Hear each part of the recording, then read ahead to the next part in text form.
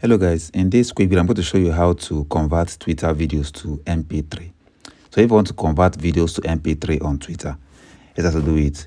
So open your X app. I don't support piracy. Make sure you own the video you want to convert to MP3.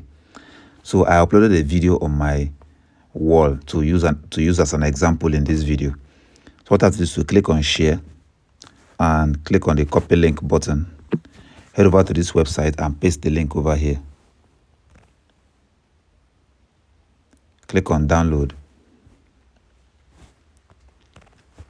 Now you're going to see options to download as MP4, and the last option will give you an option to convert to MP3. Click on it. I just wait for it to convert.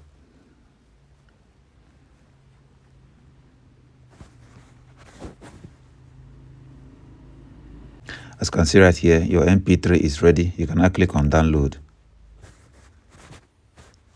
Let's go to download, and you're going to see the audio files.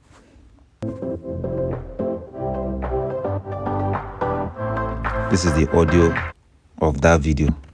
Let's go and play it.